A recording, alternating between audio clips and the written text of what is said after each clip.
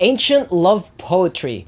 It was good. It was really good. I enjoyed it. Let's talk about the ending.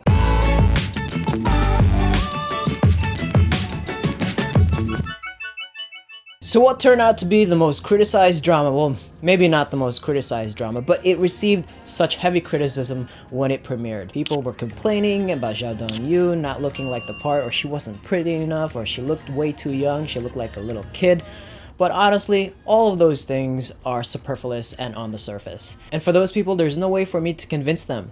This was a great drama, and they're missing out. I mean, I started to think while I was watching this drama that it could be, or it could reach the level of Love and Destiny or Eternal Love. Not really, but it's still pretty good. I put Love and Destiny and Eternal Love in my top 3 Shansha dramas, and I would put Ancient Love Poetry probably somewhere in my top 10. Ancient Love Poetry actually gave a fresh take on the love that lasts 3 lifetimes trope. At least that's the way I saw it. So Bai Jue pretty much played the longest game of them all, a game that lasted 3 lifetimes.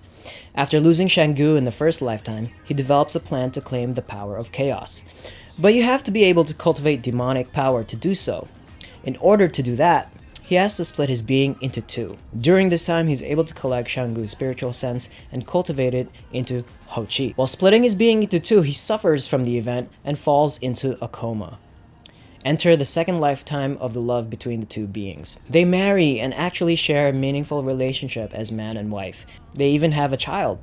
After a sequence of events, Bai Jue wakes up, taking over Qingming's body. In order to complete his mission to master the power of chaos, he has to make the sacrifice to save Shang-gu, who has reawakened from Hou-Chi's body. In the end, it was Bai Jue's love for Shang-gu that sees him finally taking the tribulation of chaos and dies. So there's a couple of things that I really loved about this story.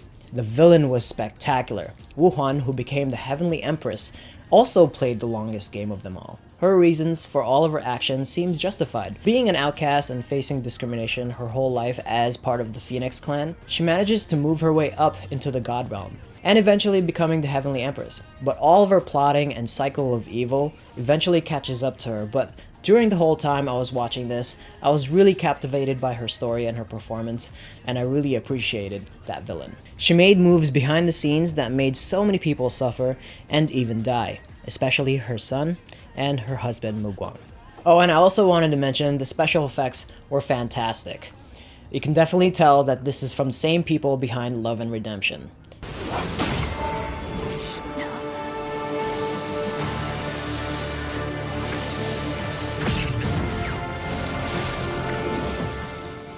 So for Ancient Love Poetry, I would still give it a B+. Well, in any case, that is it for me, guys. Thank you so much for stopping by. Leave your comment in the section below and let me know what you think about Ancient Love Poetry. I hope you enjoyed it as much as I did. Leave your comments in the section below and subscribe if you haven't. Tap that bell so you're notified when we post new videos. And once again, you have a great and amazing day. I'll see you next time.